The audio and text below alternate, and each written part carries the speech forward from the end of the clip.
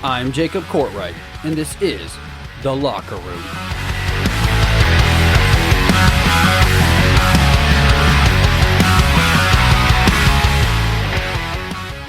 And here we go. On today's episode, we will finish off the 2020 NFL Draft. I will give you my top 5 preseason Super Bowl contenders, and are the Tampa Bay Buccaneers a bunch of cheaters? All that and more coming up next. And welcome into the locker room. Today is a sad day for me. Today is the last day here at the locker room that we will be doing an NFL draft segment. We have something awesome planned for that, but as promised last week, we are going to finish off the second and third rounds of the NFL draft. So for all you draft lovers out there, you will have to wait until 2021 where we will see Trevor Lawrence as the number 1 overall pick. But today I promise to make use of our time with the NFL Draft. We have a brand new segment called Luxury Over Necessity. And here's how this works. So what I have done is I have chosen a select amount of players from the second and the third round of the NFL Draft, and I have attached the word luxury or necessity next to that player's name. So a luxury player will be somebody that does not need to make an immediate impact on the field. Not that they can't have an immediate impact, but they don't need to make one, and they do not affect the team's success based on how they play. Of course, a necessity player is someone that needs to make an immediate impact on the field, and their immediate impact will better the outcome for their team. So, luxury over necessity, we're going to kick it off with pick number 1 in the second round, T. Higgins. So T. Higgins is a wide receiver out of Clemson. He is now a Cincinnati Bengal. He's 6'4", 216 pounds, averaged over 18 yards per catch at Clemson. But T. Higgins, I'm giving you a luxury tag here. You have A.J. Green, you have Tyler Boyd, you have John Ross. They're all healthy, and they're all coming back for this upcoming season. So for right now, you don't need T. Higgins to perform in order for that offense to do well for Joe Burrow. A.J. Green has 1 more year left on his deal. Tyler Boyd has 1 more year left on his deal. And the Cincinnati Bengals did not pick up John Ross's 5th-year option. So what does that mean? That means that T. Higgins has to be a necessity player next year because you're losing either A.J. Green or Tyler Boyd, and you're probably signing John Ross to a 1 to 2 year contract. So that means T. Higgins has the luxury, so to speak, to really sit behind A.J. Green and Tyler Boyd and learn a lot from them. He is built very similar to an A.J. Green. I did a prediction that he is going to be the next A.J. Green for the Cincinnati Bengals. So definitely a luxury here for T. Higgins. The next luxury or necessity tag goes to the person drafted right behind T. Higgins, Michael Pittman Jr. to the Indianapolis Colts. He's 6'4", 223-pound wide receiver out of USC, extremely physical. His dad had a long, illustrious career in the NFL, over 10 years long. His younger brother is now at Oregon University, and it will have a very long career just like his father and brother.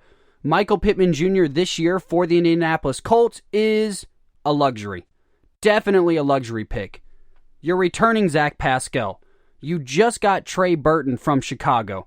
You maintain Jack Doyle. Even though you lost Eric Ebron, you've got Trey Burton now.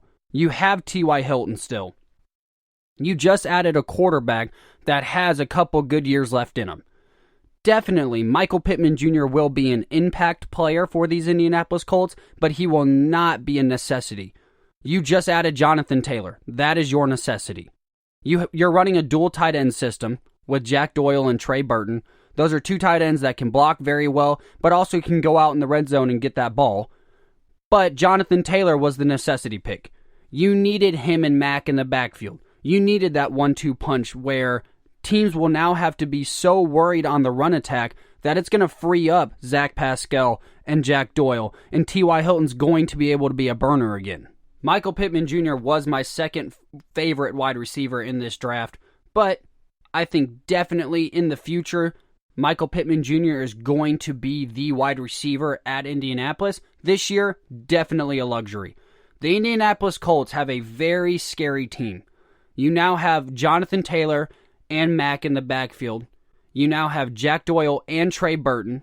You now have T.Y. Hilton healthy, and you're adding a Michael Pittman Jr., and you have the man, the myth, the legend, the greatest trash talker to ever grace a football field, Phillip Rivers. And fun fact about Phillip Rivers, his family can account for an entire 32-man NFL roster. So, very excited for these Colts. As a Titans fan, I would be worried, and I am worried, because the Indianapolis Colts have every weapon on offense and defense to be a Super Bowl caliber team. So, Michael Pittman Jr. luxury tag for you. Next, I had to choose, and I'm sure you heard it all last week, Yetur Gross-Matos. I can't say enough about Yetur Gross-Matos. As you heard last week, I would have taken him 4 or 5 different times if I was one of the GMs in the first round. He's an incredible player to fall all the way to the second round. He's 6'5", 266 pounds. He has very quick feet. He's very strong. He is definitely a necessity for these Carolina Panthers. And to prove that he's such a necessity, I've brought up these stats from the 2019 NFL season. The Carolina Panthers allowed over 5 yards per run, over 134 yards a game, and over 29 points a game, which accounted for the worst defense in the entire NFC and the 4th worst defense in the entire league. So Yetur Gross-Matos definitely has to be a necessity for these Carolina Panthers. They did a fantastic job of adding Derek Brown in round 1 and then going out and getting Yetur Gross-Matos in round 2. I do not think that their defense is going to be a star-studded defense next year, but they're going to not allow 29 points a game, and they're not going to allow 134 yards on the ground a game again next year. So see those numbers trickle down. It might not be a lot for the next year, but 2-3 years, once they get a couple more good draft classes under their belt, the Carolina Panthers are going to have a very good and a very young defense. My next luxury or necessity tag is going to Cole Kmet, the tight end for the Chicago Bears, 6'6", 262 pounds, extremely good tight end at Notre Dame. Cole Kmet, you are a luxury. Here's why. You have Cordell Patterson, who averaged 20 less yards and 1 less touchdown than your starting tight end in Trey Burton last year. You have Cordell Patterson returning. You have Ted Ginn Jr., which was an incredible pickup for the Chicago Bears in free agency. Cole Kmet is not going to have to be relied on from day one. Especially in Matt Nagy's system, they do not run a whole lot of very tight end heavy plays. Cordell Patterson can be that mentor and can really help fill in that void that Trey Burton left. I mean, like I said, 20 less yards and 1 less touchdown than their starting tight end last year. So definitely a luxury. Cole Kmet is the best tight end in this entire draft. Incredible pickup for the Bears, considering they gave up their first-round picks, I'm assuming for the rest of their lives, just to get Khalil Mack. But Cole Kmet, a luxury pick for the Bears. If Nick Foles plays somewhat like he did at Philly, the Chicago Bears are to fear. The next player I chose to get the necessity or luxury tag is actually a very interesting draft pick in and of itself. A lot of heads were turned when this player was taken off the board in the second round, but the Eagles decided Jalen Hurts was a necessity. He's 6'1", 222 pounds, played very well at Alabama, had a stint towards the end where he didn't play so hot, went to Oklahoma, balled out, as everybody expects out in Oklahoma. He's a high run threat, not very accurate on his deep balls, decent on his 15 yards and in. He is a necessity, though, for these Philadelphia Eagles. Carson Wentz can't stay healthy. If Carson Wentz could stay healthy, then this would be a Green Bay situation all over again just in the second round. You would have people picketing outside Philly and screaming about picking up Jalen Hurts and trying to replace Carson Wentz, and the same thing that's going on up in Green Bay right now, but they're not, because they understand their star quarterback can't stay healthy, and he just got paid. This is a good move for the Philadelphia Eagles. He is definitely a necessity for the squad, because when Carson Wentz goes down, you don't have Nick Foles to bail you out anymore. You don't have a decent backup that can come in there and win you 4 or 5 games until Carson Wentz gets back from injury. Jalen Hurts is ready for the NFL. I'm not saying that he's going to be very successful, but I'm saying he can be a good game manager, and the Philadelphia Eagles have a very talented squad, be it that they tend as a squad to get injured a lot, but if their squad stays healthy, they have basically their same Super Bowl team from when they won a couple years ago, minus one or two players, and they just beefed up the cornerback position with Darius Slay Jr. So the Eagles have all the tools to get back to the head of their division and to get back into a deep run in the playoffs and possibly are on the fringe of a Super Bowl run again, but they know they can't do that without a quarterback, and Carson Wentz can't stay healthy. If Carson Wentz could stay healthy, I think the Philadelphia Eagles might have 2 Super Bowls under their belt already, but asking Carson Wentz to stay healthy is like asking Green Bay to not draft dumb. But I think we all know that that's not going to happen, and let's go ahead and move off the whole Green Bay subject because I'm still fired up from that first round of the NFL draft. So let's go ahead and move on to my next pickup was Denzel Mims, wide receiver to the Jets, 6'3", 207 pounds, out of Baylor. I think he's a better fit than Robbie Anderson. He's a little bit more physical. Darnold's not very accurate downfield, and Robbie Anderson was more of a burner than a go up and snag the ball kind of guy. So Denzel Mims is a better fit here. He's a go up and get the ball kind of guy. He's a go up and body people and rip the ball away. I like Denzel Mims here, but he's definitely a necessity as well. With Robbie Anderson out the door, or Robbie Anderson, depending on who says it, with Robbie Anderson out the door, he's going to play from day one. He's going to literally trade spots with Robbie Anderson, or Robbie Anderson. I'm just trying to decide myself which way I'd like to say it. So, I'll just say Anderson to finish.